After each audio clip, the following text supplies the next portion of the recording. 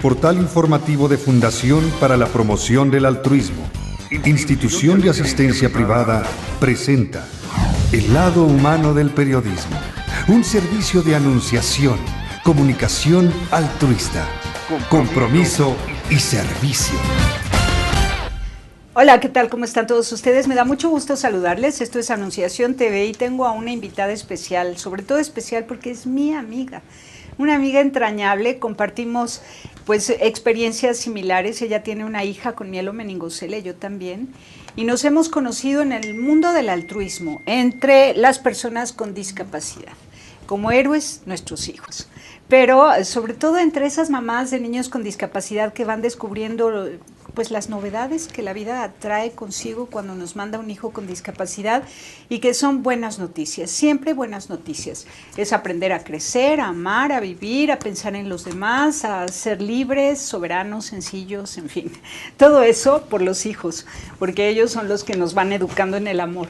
Pero en Verónica Pineda ha sucedido algo muy especial. No conforme con toda la ayuda que ha prestado siempre a mamás de niños con discapacidad, también visita a los presos. Esto lo hace desde hace 10 años a través de una organización que se llama Confraternidad Carcelaria. Al ver la necesidad creciente de cada vez más personas en situación de cárcel, ella ha creado un nuevo grupo y de esto nos va a platicar. Es el Grupo de Ayuda al Privado de su Libertad. Me gusta el nombre, Verónica, bienvenida. Hola, Tere, ¿cómo estás? O sea, gracias. A ti no te basta estar en el tema de la discapacidad y todo lo que haces por las personas con discapacidad y sus familias, sino que también a la cárcel. También son discapacitados, Tere. De cierta manera, ellos tienen una discapacidad. Recuerdo que hace muchos años tomé contigo un curso de personas para discapacidad y créeme que ha sido una guía muy importante en esta labor de cómo ayudar al privado de la libertad a salir adelante mediante la palabra de Dios. Qué lindo. Este curso para la integración social cristiana de personas con discapacidad. Ese mero. Que Dios me permitió escribir, que lo publicó la Obra Nacional de la Buena Prensa y que pude compartirlo con un montonal de mamás de niños con discapacidad. Entre ellas estabas tú, Vero. Estaba yo. Y de ahí tomaste la idea de llevar la palabra de Dios a personas privadas de su libertad. Tú me metiste ese gusanito, esa inquietud de conocer más a Dios profundamente. Siempre he dicho que, aparte de mi amiga, eres mi maestra porque me has enseñado 1,000,000 de cosas. Mejor hermana. Somos hermanas también. Sí. Ya ves, aquí está el letrero, dice, somos hermanos, ¿no? Bueno. Empecé a estudiar la palabra de Dios dentro de los cursos que he tomado, el más hermoso que me ha gustado. Todos me han gustado, pero el que adopté fue el de formación humana, que son valores trascendentales para la vida encaminados en la fe católica, en la fe cristiana, y lo adopté como el curso ideal, muy parecido a tu libro, de evangelizar mediante cuentos, mediante parábolas, que les llegaran muy dentro del corazón y se enamoraran de Dios, se enamoraran de Cristo, se enamoraran de la vida, se enamoraran de la libertad. La discapacidad que tú notaste en las personas privadas de su libertad es una discapacidad mental, emocional, afectiva, social, relacional. Hay de todos. Hay discapacidad emocional, hay discapacidad de amar, es la principal. La gente llega a las cárceles por falta de amor, por falta de comprensión, por falta de una dirección principalmente de la familia. Si tu familia no te toma en cuenta lo pequeño, lo mucho que haces, se va rezagando ese resentimiento de no poder sobresalir y se va haciendo una discapacidad afectiva tremenda que conlleva a tratar de sobresalir y muchas veces esa línea no se va recta, se va hacia otro lado. El sobresalir en un mundo donde tenemos que luchar día a día por ser alguien, donde nos dan pocas oportunidades sociales de trascender, para mucha gente es un parteaguas.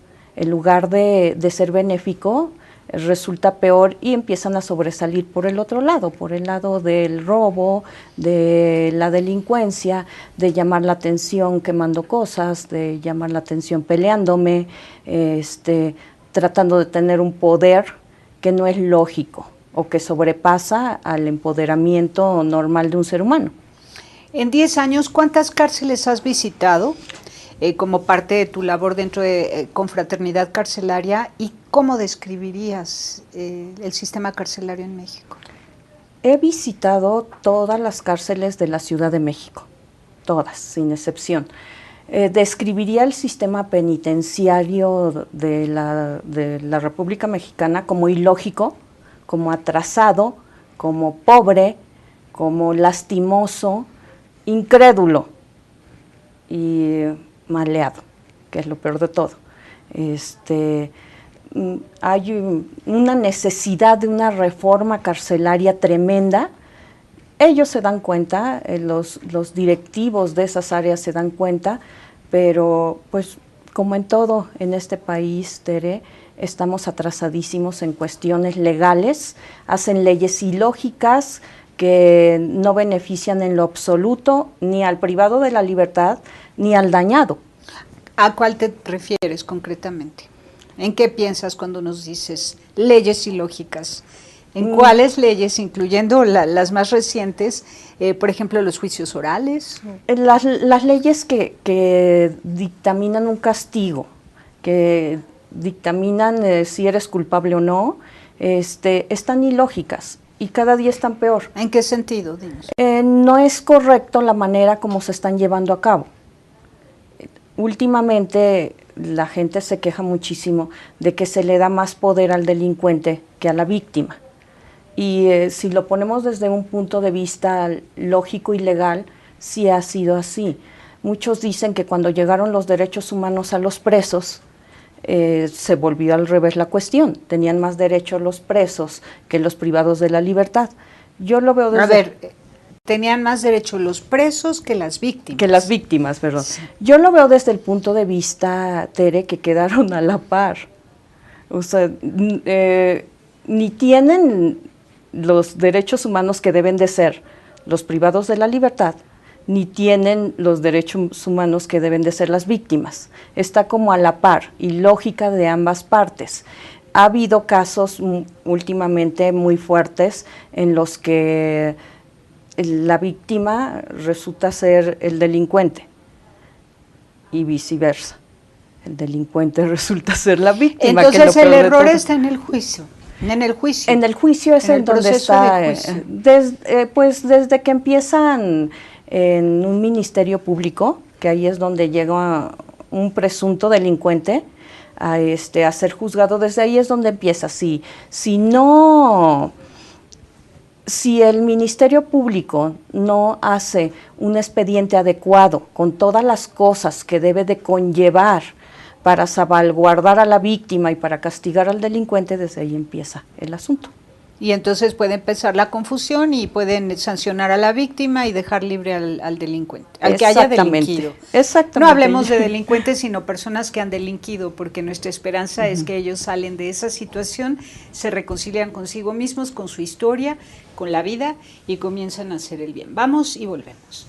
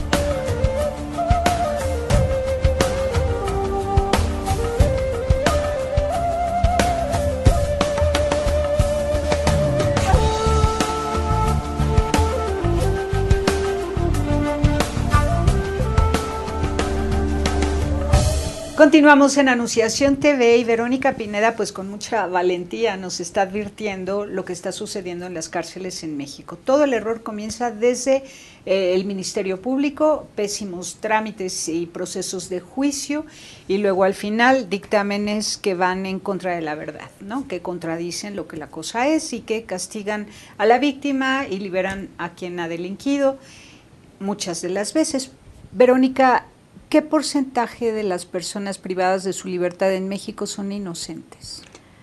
El último porcentaje que se dio, es que pues lo hace la Subdirección de Reclusorios de la Ciudad de México, se dio por cada 200 internos de las cárceles, 8 salen inocentes. ¿Y tú crees en esa cifra o crees que son más los inocentes? Yo creo que son más, yo creo que son mucho más, porque hay gente que verdaderamente ha sido injusta,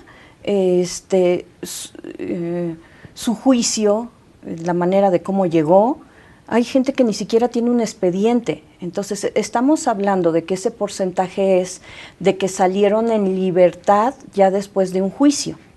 De cada 200, 8 salen libres de la causa por la que están, pero adentro hay otro tanto más. Yo he considerado que es más o menos un 20%. De cada 100, 20 internos son inocentes. ¿Y la nueva modalidad de juicios orales en qué consiste? ¿Y ha funcionado? ¿Te parece más justa o es inapropiada? Es más rápida, Tere, es más rápida. No estoy muy empapada en los juicios orales, pero sí lo que ha llegado a hacer dentro de una persona privada de la libertad es que apresura el juicio, porque en un solo juicio en el que se va a hablar de todo lo que conlleva, el por qué está ahí y se lleva en un solo juicio, y no como antes que tenía que haber 3 audiencias y después de esa audiencia daban una fecha para un juicio y eso se podía llevar hasta 3 o 4 años. Entonces ahorita ya dan una fecha de juicio, en esa fecha se libera todo o se conlleva con las pruebas que lo van a determinar que sí es un infractor, entonces es mucho más rápido. Pero por ser más rápido puede ser más injusto tomar decisiones precipitadas con datos incompletos o que gane el más elocuente. Yo creo que ha llevado a cuestiones buenas y cuestiones malas. Cuestiones buenas, ¿por qué? Porque se trata de que no se alargue tanto. Muchas veces al alargar tanto el juicio, el dañado desistía en el camino. Decían, oye, si lo encarcelan, que lo encarcelen, y si no, que salga libre, de tan largo que es. Entonces, eso conlleva que la persona dañada está todavía a flor de piel el sentimiento de lo que les pasó o de lo que fue, y eso hace que pues tenga más cordura en cuestiones si él decide darle el perdón o no, porque en esos juicios orales hay esa opción de que si la causa por la que delinquió es factible para que den el perdón ahí, se lo pueden dar. Entonces, ¿te parece que sí tiene más ventajas que desventajas? Sí tiene muchas ventajas, pero está muy reciente. Yo creo que en unos 10 años vamos a estar hablando de un sistema penal acusatorio, porque así se llama, ya muy avanzado, pero ahorita son los primeros pininos, los primeros pasos. Es un año, apenas tiene un año con ese sistema, y se está probando que todo ya va a ser así por medio de sistema de juicios orales, y pienso que en 10 años va a funcionar a la perfección, pero ahorita tiene sus fallitas por ahí. Al menos hay esperanza. Hay esperanza. Ahora, ¿hay novedades en la forma, en la dinámica, en las obligaciones de los funcionarios que trabajan en las cárceles para con los internos? ¿Hay obligaciones de parte de los internos como estudiar y trabajar dentro de la cárcel? ¿Qué hay de novedades? que te signifique una esperanza, como esto que puedes decir ahora, dentro de 10 años va a haber juicios muy justos. Claro. ¿No? Ahora, dentro de la cárcel hay algunas modificaciones esperanzadoras, No, al menos como proyecto. no ha habido muchas. Lo que sí, dentro de esta nueva modalidad, lo que sí le ha venido a beneficiar al interno es que si tú estudias, si tú trabajas, si tú tienes una guía hacia una vida mejor, va a ser mejor tu vida, pero nadie los obliga. Pero sí se acorta el tiempo de la pena. Sí se acorta. Dependiendo ahí del Ministerio Público, ahí vamos, también tiene que ver desde el Ministerio Público, del delito que cometió, porque hay delitos que no tienen beneficios. Entonces, si el juez, a la hora de sentenciarlo, dio beneficios al preso, esos beneficios son la libertad anticipada, pueden incorporarse, hacerlo. Muchos de ellos ya no lo quieren hacer porque no tienen el beneficio. O sea, dicen, ¿para qué estudio? ¿Para qué trabajo? ¿Para qué voy a clases de religión? ¿Para qué voy a clases de manualidades? ¿Para qué voy a ser una mejor persona si no tengo ningún beneficio al hacerlo? Entonces ahí es donde entramos nosotros, Tere. Ahí es donde mi labor de tratar de convencerlos que aún estar dentro de una prisión, dentro de una cárcel, puede ser un ser humano excepcional. Sí, hemos sabido de personas que han logrado transformar comunidades de presos en comunidades de gente orante, como si fueran monjes. Exacto. Es lo que tratamos de Eso hacer. Es lo que quieres hacer. Cuando hablo de una ventana a la libertad, no hablo de que salgan libres, hablo de una libertad interior, de una libertad espiritual, de una libertad que uno puede tener estando dentro o no de una prisión. Entonces, esa es mi idea, de llevarles a los internos esa idea de que cuando tú tratas de ser una mejor persona y lo quieres, porque se trata de querer, si no quieres es más difícil. Si tú lo quieres, puedes ser la mejor persona del mundo, aún estando dentro de una prisión. Ahora, tú estás trabajando en una prisión muy especial porque es de personas con discapacidad intelectual, discapacidad física y discapacidad mental. Exactamente, se llama Cebarepsi, es un reclusorio. ¿Las siglas qué significan? Centro Varonil de Recuperación Psicosocial. Y efectivamente hay 240 internos en sus diferentes modalidades, discapacidad física, mental, tercera edad, y dentro de esos 240 internos, pues todos tienen la facilidad de poder llevar una vida mejor. Legalmente se supone que no deberían de estar presos, pero están bajo un tratamiento de recuperación que el gobierno del Distrito Federal, en este caso, porque es una cárcel de la Ciudad de México, les obliga a conllevar. ¿Cuánto tiempo deben estar? Mínimo 6 meses, si tienen familia. ¿Y máximo? No hay un máximo, aquí hay un inconveniente.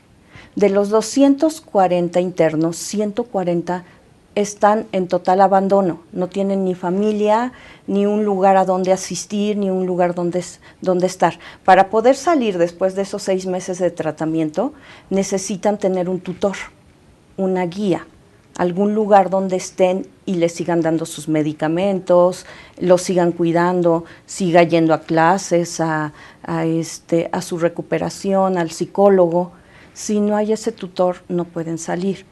Entonces, estamos hablando ahorita que 140 internos de Cebarepsi no pueden salir porque no hay un lugar digno en la Ciudad de México o en la República donde los puedan tener sin estar privados de la libertad. Qué barbaridad, importantísimo saberlo. Vamos a un corte y regresamos.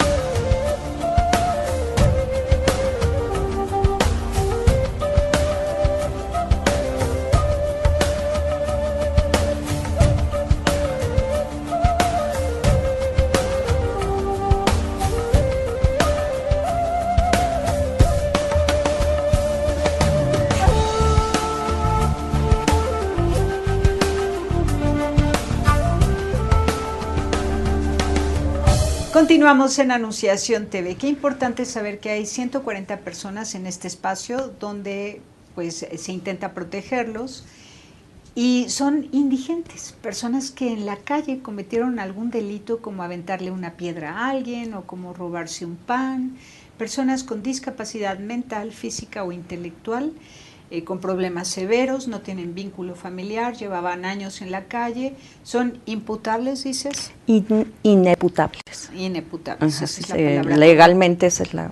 Es decir, que no hay un delito propiamente. Exacto, por su discapacidad mental o intelectual, y que no están castigados, sino que están siendo custodiados porque no tienen familia, y es lo mejor que el gobierno les puede ofrecer.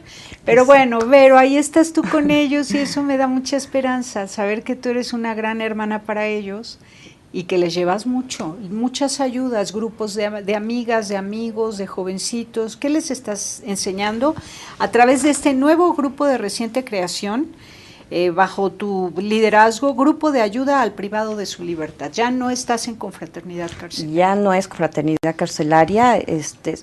El grupo le pusimos un nombre de Ventana a la Libertad. En Ventana a la Libertad estamos ahorita teniendo varias ayudas al interno. La principal, que es la evangelización. Tenemos a una máster de las Sagradas Escrituras, que es Beatriz Morales, que les está dando ahorita historia de la salvación, muy apropiada para el lugar. Yo siempre les digo que todos tenemos, Dios tuvo una historia, el Hijo de Dios tuvo una historia, tuvo una historia de una salvación para cada uno de nosotros, y quiero que ellos también así lo tomen, que ellos tienen cada uno su historia de su salvación. Cuando llegan yo siempre les digo, ¿quién se quiere salvar? Y todos alzan la mano, le digo, yo también. Entonces nos vamos a salvar todos juntos, y ese es el principal objetivo, evangelizar, pero dentro de esa evangelización conlleva muchas cosas. No es solo ir y leer las Sagradas Escrituras y que ellos los entiendan, es que las tomen en práctica principalmente con sus compañeros, con los directivos del reclusorio, con seguridad los custodios, que es un pleito eterno entre el interno y el custodio. Les hacemos entender mucho que deben ellos de aprender del custodio, que ese es su trabajo, que si los tratan de repente mal, que hay que hacer oración por ellos para también transformar su corazón, y que Dios los ayude a cuidarlos y a guiarlos, porque el trabajo de custodio es orientarlos, es disciplinarlos, pero puede ser también con amor, y puede ser con caridad, y puede ser moralmente adecuado y no adecuado.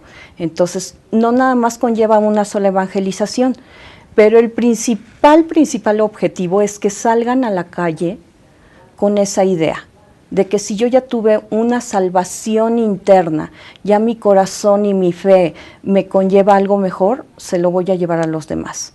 Estamos teniendo ahorita programas complementarios a esa evangelización con sus familias. Los que tienen familias. Que son 100, de los 240 son 100 con familia. De esos 100 vamos a festejar el Día del Niño el 27 de abril, para que convivan. La convivencia es principal, rehabilitadora entre ellos. El que la familia esté ahí, hablamos de un porcentaje muy alto en su recuperación emocional, en su recuperación social, y ya les estamos pidiendo a todos que recuerden, los que no tienen familia, dónde dejaron a su familia, para ver si hay una mínima de posibilidad de que los encuentremos. Y ustedes mismos los van a buscar con tu grupo de voluntarios. Exacto, con mi grupo de voluntarios vamos a ir a buscar a las familias, tanto para los niños, el Día del Niño, y el 6 de mayo tenemos un evento que es el Día de la Madre, en el que vamos a dar una plática muy hermosa de terapia de perdón. Y le vamos a ir si nos tenemos que hincar ante la mamá de ellos para pedirles que una sola vez vayan a verlos, con eso nos va a bastar. Con eso, porque ellas también tienen que entender que están en una situación muy vulnerable. Yo, y tú lo sabes, que tenemos hijos con discapacidad, y muchas veces ellos hacen cosas que sí nos dañan y nos duelen, pero al final de cuentas tenemos que hacerlos entender que si hay una recuperación médica, física y espiritual, las cosas son más fáciles. Y ellos van hacia ese camino. Quizás allá afuera no era tan fácil, pero ahorita ya llevan un tratamiento. Entonces, yo quiero que vean esas mamás que se presten a ir, aunque sepan que sus hijos están ahí y no los quieran ver. Si nos tenemos que hincar entre ellas para pedirles que vayan, Tere, lo vamos a hacer, porque Verónica, solo hay que hincarse ante Dios, pero sí, el ser humano es templo de Dios, se vale. Si te hincas ante un sagrario, puedes hincarte ante el templo humano y vivo de cada mamá de estos hombres, porque son puros varones, 240, 100 de ellos sí tienen vínculo con su familia, 140 no lo tienen, pero pueden ser encontradas esas mamás. Pueden. Y pueden, claro que sí. Nosotros como periodistas en radio, en Somos Hermanos Radio, cuando estábamos en emisoras abiertas, teníamos una sección muy interesante que era rescatar vagabundos. ¿La escuchaste alguna vez? No la escuché, Tere. Teníamos un reportero exprofeso para el rescate de vagabundos. Entonces, desde el momento en que identificaba a un indigente en la calle, se hacía su amigo, seguía el proceso de amistad el tiempo que fuera necesario hasta que lograra que esa persona le dijera de dónde provenía, claro, y dónde estaba su familia.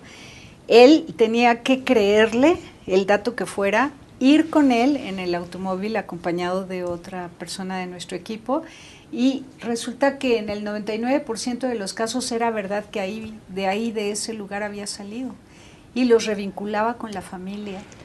Algo así que. Y en el programa de radio nos iba contando todos los días en qué parte del proceso iba este intento, este deseo de revincularlo con su familia, y si no era posible, pues se iba a un albergue que también teníamos ya identificado como un lugar que recibía a los indigentes.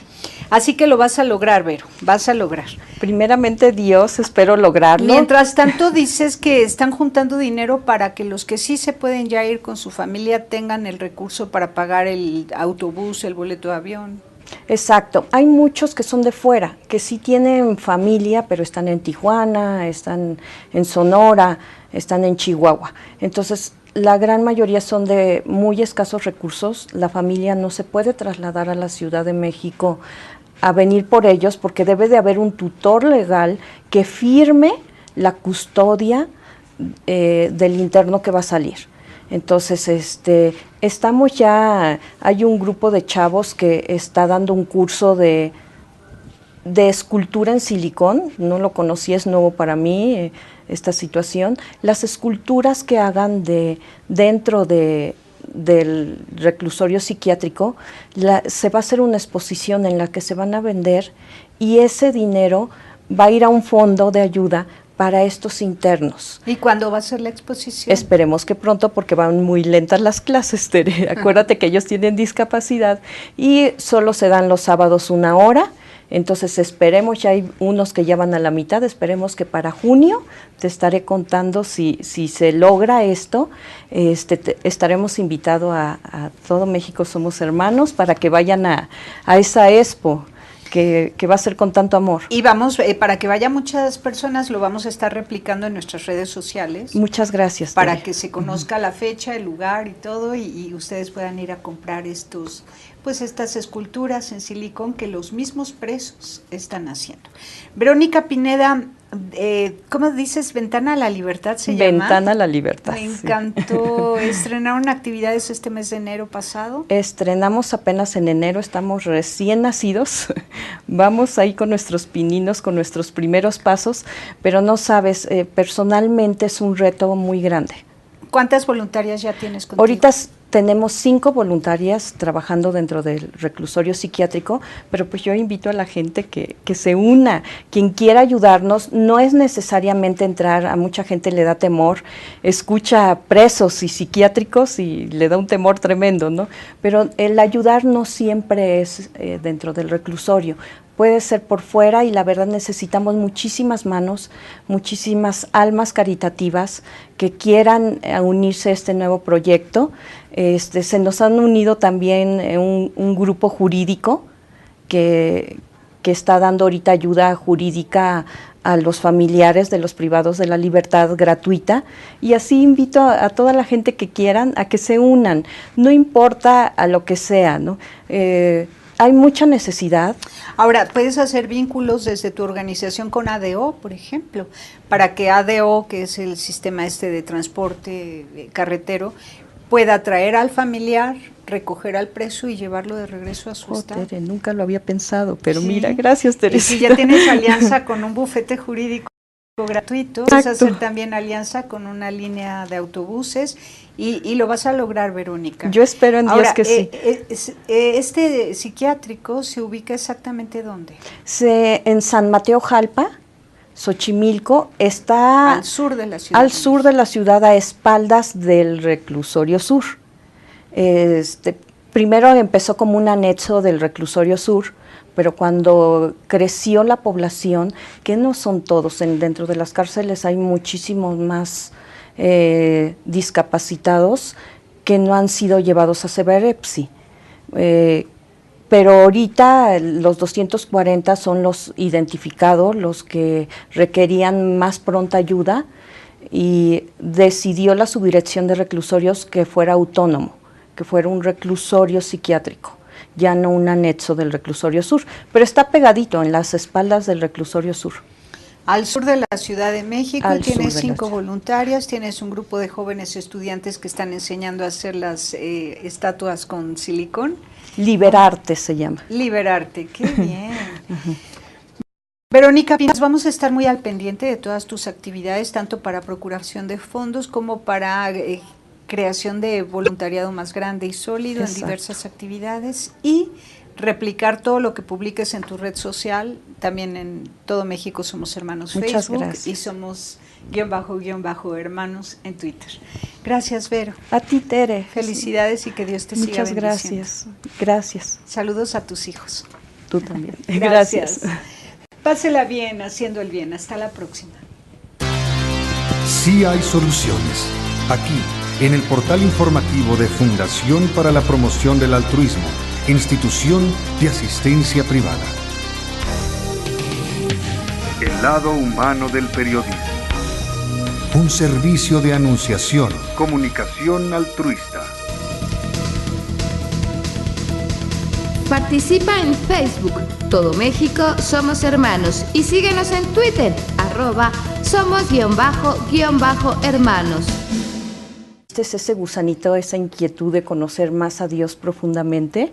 Siempre he dicho que, aparte de mi amiga, eres mi maestra porque me has enseñado 1,000,000 de cosas. Mejor hermana. Somos hermanas también. Sí. Ya ves, aquí está el letrero, dice somos hermanos, ¿no? Bueno. Empecé a estudiar la palabra de Dios dentro de los cursos que he tomado. El más hermoso que me ha gustado, todos me han gustado, pero el que adopté fue el de formación humana, que son valores trascendentales para la vida encaminados en la fe católica, en la fe cristiana, y lo adopté como el curso ideal, muy parecido a tu libro, de evangelizar mediante cuentos, mediante parábolas, que les llegaran muy dentro del corazón y se enamoraran de Dios, se enamoraran de Cristo, se enamoraran de la vida, se enamoraran de la libertad. La discapacidad que tú notaste en las personas privadas de su libertad es una discapacidad mental, emocional, afectiva, social, relacional. Hay de todos. Hay discapacidad emocional, hay discapacidad de amar, es la principal. La gente llega a las cárceles por falta de amor, por falta de comprensión, por falta de una dirección, principalmente de la familia. Si tu familia no te toma en cuenta lo pequeño, lo mucho que haces, se va rezagando ese resentimiento de no poder sobresalir y se va haciendo una discapacidad afectiva tremenda que conlleva a tratar de sobresalir, y muchas veces esa línea no se va recta, se va hacia otro lado. El sobresalir en un mundo donde tenemos que luchar día a día por ser alguien, donde nos dan pocas oportunidades sociales. Altruismo entre las personas con discapacidad. Como héroes, nuestros hijos. pero sobre todo entre esas mamás de niños con discapacidad que van descubriendo pues las novedades que la vida trae consigo cuando nos manda un hijo con discapacidad y que son buenas noticias, siempre buenas noticias. Es aprender a crecer, a amar, a vivir, a pensar en los demás, a ser libres, soberanos, sencillos, en fin. Todo eso por los hijos, porque ellos son los que nos van educando en el amor. Pero en Verónica Pineda ha sucedido algo muy especial. No conforme con toda la ayuda que ha prestado siempre a mamás de niños con discapacidad, también visita a los presos. Esto lo hace desde hace 10 años a través de una organización que se llama Confraternidad Carcelaria.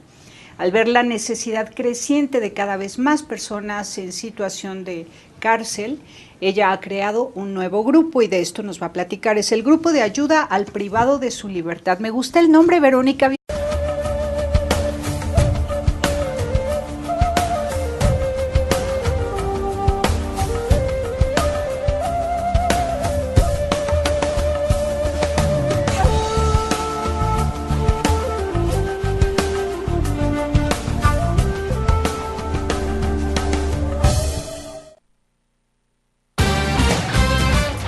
El portal informativo de Fundación para la Promoción del Altruismo, institución de asistencia privada, presenta El lado humano del periodismo, un servicio de anunciación, comunicación altruista, compromiso y servicio. Hola, ¿qué tal? ¿Cómo están todos ustedes? Me da mucho gusto saludarles. Esto es Anunciación TV y tengo a una invitada especial, sobre todo especial porque es mi amiga. Una amiga entrañable, compartimos pues experiencias similares. Ella tiene una hija con mielomeningocele, yo también, y nos hemos conocido en el mundo de la... Bienvenida. Hola Tere, ¿cómo estás? O sea, a ti no te basta estar en el tema de la discapacidad y todo lo que haces por las personas con discapacidad y sus familias, sino que también a la cárcel. También son discapacitados, Tere. De cierta manera, ellos tienen una discapacidad. Recuerdo que hace muchos años tomé contigo un curso de personas para discapacidad y créeme que ha sido una guía muy importante en esta labor de cómo ayudar al privado de la libertad a salir adelante mediante la palabra de Dios. Qué lindo. Este curso para la integración social cristiana de personas con discapacidad. Ese mero. Que Dios me permitió escribir, que lo publicó la Obra Nacional de la Buena Prensa y que pude compartirlo con un montonal de mamás de niños con discapacidad. Entre ellas estabas tú, Vero. Estaba yo. Y de ahí tomaste la idea de llevar la palabra de Dios a personas privadas de su libertad.